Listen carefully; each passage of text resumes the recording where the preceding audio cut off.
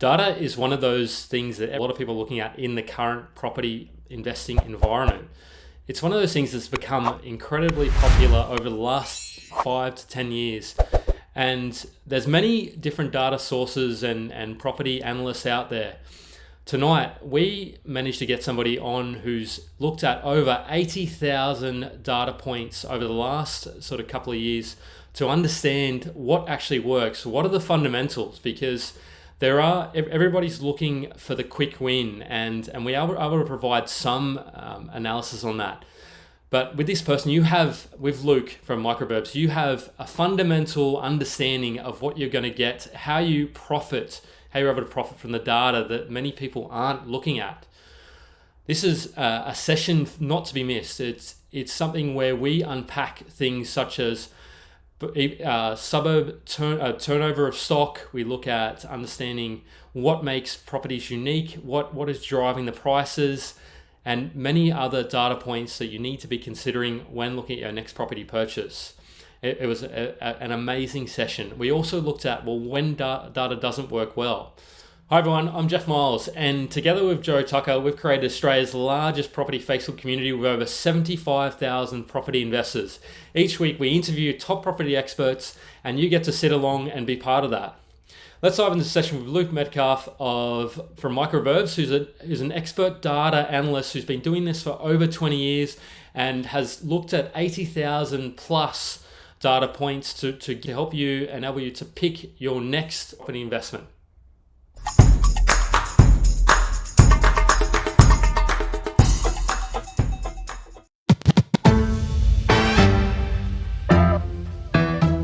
One thing that I do before I invest in any suburb is go back like 30 years and just look at the average growth rate for a particular suburb over the last 30 years. It's pretty hard to find. I think CoreLogic's got something on it, but that for me is like a real true indicator of like long-term fundamental growth.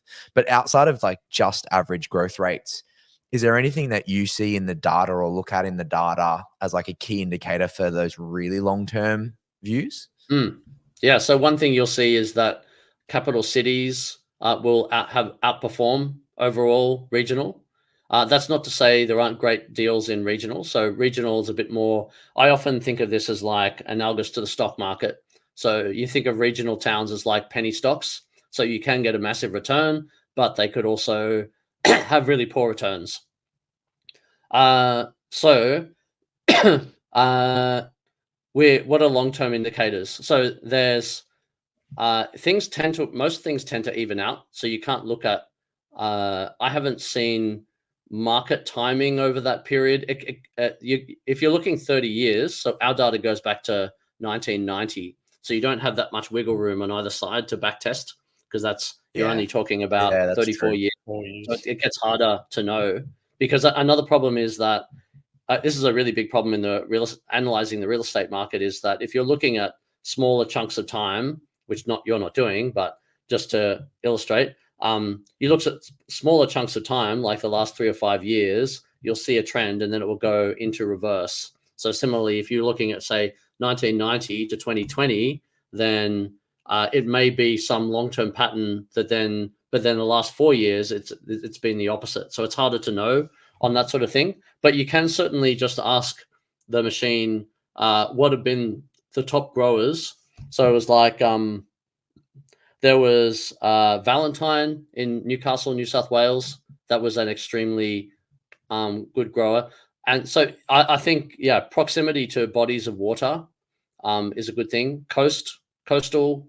And then there's certain types of geography. I'll be talking more about this later. So there are specific kinds of formations and certain kinds of geography where you can see this very long-term growth. So yes, there are certain parts of the country that I would really have an eye on for that 30-year kind of growth level. And so places that are attractive, literally attractive, like good-looking attractive, I think are good. And I'll have more to say. So that research is underway. I'll have more to say about it probably later in the year.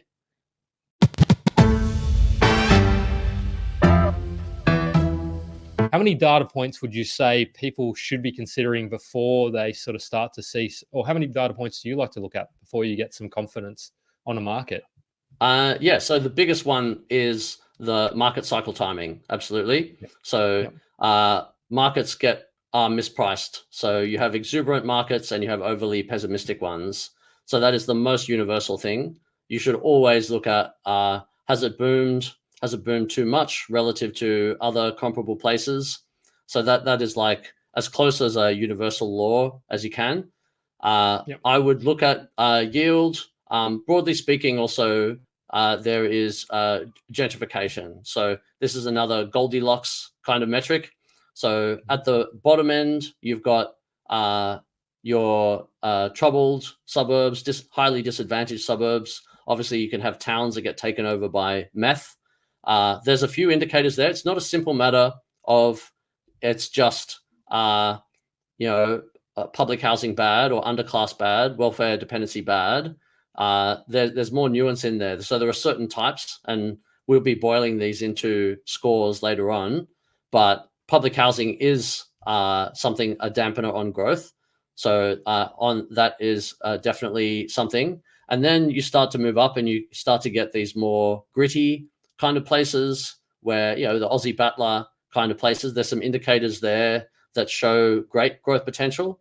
And once you make your way up through the middle class, and once you're getting to the upper middle class, it starts to fall back. So the very gentrified, mature markets, they're not going to go to nothing. So, they have some safety to them, but they also don't have that growth potential. So once you're getting into your, post-aspirational kind of people, inner city progressives and post-grads and that sort of stuff, you start to see this decline in subsequent capital growth. So yeah, again, this is another cycle. It's a cycle timing thing, but the gentrification thing is longer. So your market timing is like a 2 to 6 year window, but as you guys mentioned, you're more interested in the long term.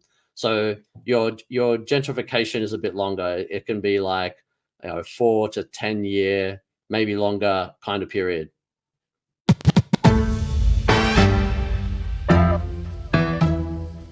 A lot of people ask me like, oh, what platform do you use to get your data or information? And I think that's a really good point, Luke, is like, try and formulate it or build it out yourself. Or if not, use 3 or 4 platforms and look at what all their average number is and go, okay, this platform is generally off, or this platform is a lot higher. What's the average? And try and work it out that way or try and do it yourself if you can, or do have availability to the data. But don't just rely on one source of truth because it could be off. Yeah. Okay. So on the general question of, how can you trust data sources? How can you validate that? So I would not trust a curve that's very smooth. So that can be a sign that they're using very old data in there. Like if you have like a rolling median of 12 months or something, that might not be up to date enough for you as an investor, particularly if you're trying to jump on a hotspot that might have really taken off lately. And I would also be asking, is it really relevant to the kind of property that I'm going to buy? Yeah. So if you're buying an unusual suburb if you're buying an unusual property, like not a median property in an area, or if you're buying into a different kind of street, then you shouldn't trust that suburb median so much. If it's a homogenous suburb or you're buying a very typical house in a large suburb, then that could be fine. But I have found that streets and suburbs are not necessarily that strongly correlated, so they can move in different directions. So you have many different suburbs have many different submarkets within them. So you're going to have different kinds of buyers. You're going to have your established families, your young families. You're going to have your people in your 20s, and just different price brackets as well. And so, you would have had the experience when you're inspecting properties that you'll see the same people over and over again, weekend after weekend, even though you're not in the same suburb. And that's a sign that you're in their market. But note that both you and they also have properties that they aren't seeing in those suburbs, and there are different people seeing one another at those ones. So I'd be very careful that the data is highly localized. So I like to use street level medians, pocket level medians, street level turnover rates, and even property level turnover rates are powerful.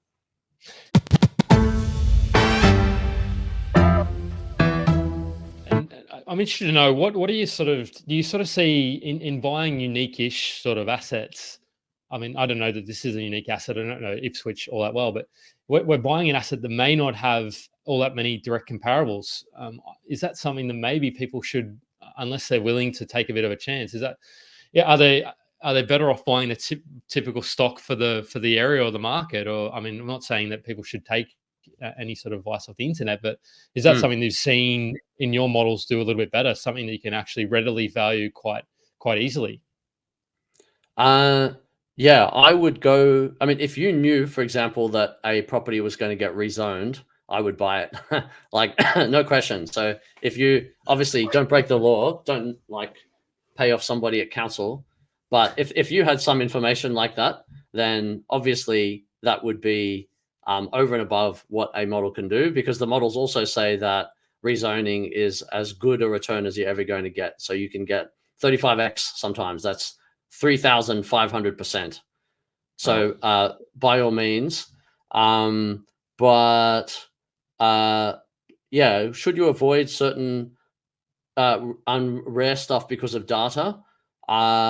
In general, I would say yes. So I would say that reliability comes in numbers, and you can have ever more certainty the more similar your property is to others across the country. Hopefully, future versions of Microburbs will provide more certainty for more strange properties, but still you're at the mercy of buyers who have different ideas about what that property is than you do. And you want to have lots of buyers, and so typically you want to have features that are the most mainstream in order to have the most buyers, in order to have a bidding war. So yeah, broadly speaking, it's a definitely I would go for commodity things that, I mean, you can think of it as like things. Not everything might be things that they have to have, but things that everyone recognizes. So no one would not want a water view, for example. So a water view is typically a pretty good bet. Yeah, even though most people don't have a water view. Essentially, it's just coming down from what I'm hearing to the market, right? Like if you've got a lot of people who are standing at the bid or wanting to get in, it's going to drive the price of that property up. Or on the contrary, when we're talking about like a unique part of a dwelling or something unique, maybe some person doesn't like it, but maybe a really wealthy person does. And like it's the only property in the area that has that uniqueness and they have to buy it. So they're willing to pay a higher price to get into it. Like just ultimately comes down to the market and what people are willing to pay for property.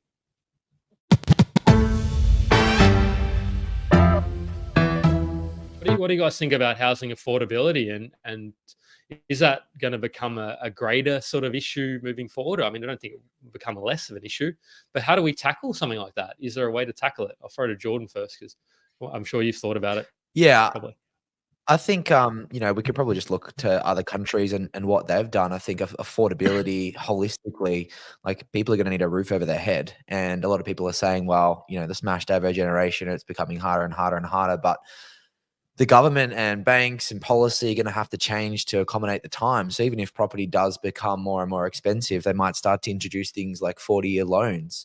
We might have to have multi-household generational incomes being able to pay for these loans over time as well. I think, we will shift as the general public in the way that we afford and pay for these houses. So yes, it is getting more and more unaffordable, but people have been saying that for 40 years. I know, like, there's this video that floats around about a house and land that got sold for $3,000. Yeah. And someone was complaining that it was too expensive. Like this affordability term has been thrown around from day zero. And even though if you do the, correlation between, incomes and houses only being 3 times income 30 years ago, and today it's closer to 10 times income.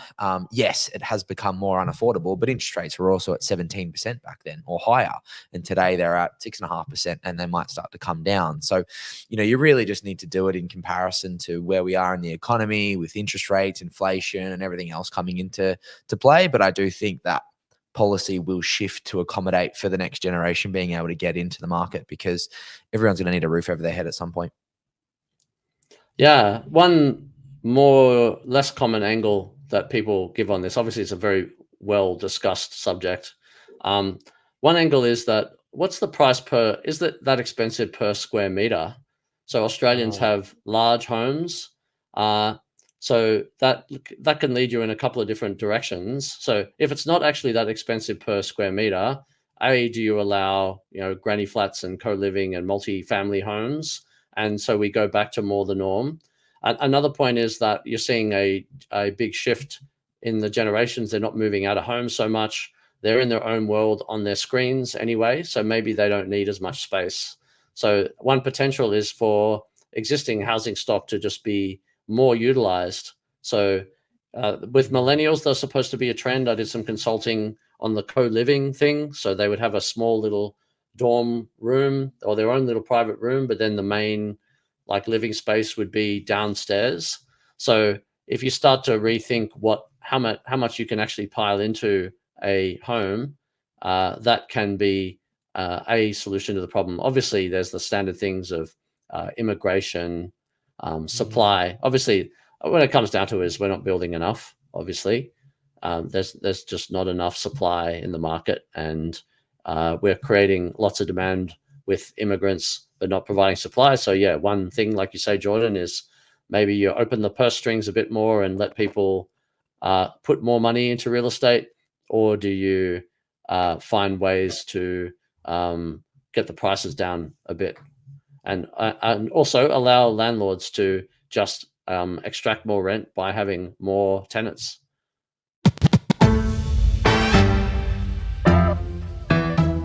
What do you think about blue chip versus regionals? You can have blue chip and regional. So let's just say more expensive versus more affordable type properties. What do you think about those types of, and how those assets perform generally? Yeah, generally the models go for the more affordable areas. They have the more upside potential. So there's the catch-up side of things. Regional in general does underperform. So the ideal, one simple formula I suppose you could provide. I wouldn't go with this, but you could say that, but if it's cheap, but in a capital city, then it's a pretty safe bet. So another aspect of this is that I think I mentioned before, if you've got a really high-end property, then it's going to be harder to move in tough times. So there'll be a flight to affordability. And you see that in the volumes very clearly, that during really exuberant times, all kinds of properties sell really well, but you end up with much more lower-end properties in the tough times. They will still move. So from that aspect of having some asset that you can sell at any time in the future, you don't know if there's going to be a divorce or something, you're safer with a lower end property. The blue chip ones, particularly if they're in a major city, they don't have the kind of massive downside risk of a mining town or something. So mining towns, if you're looking for rules as well, mining towns are bad. Avoid mining. That's very clear in the data. Even in an overall mining boom, you'd be it's pretty short term, their growth. I would not go for it. So yeah, I would go for your typically there's a lot of times where combined with some other indicator, it's not just a simple matter of cheap is good, but combined with something else, the model says go for that and go for the more affordable end, which is good news for most investors because they mostly don't have more than 600 grand to spend. And even if they did, like you mentioned before, even if they had $1 million, why not buy 2 properties? Spread your risk. Yeah.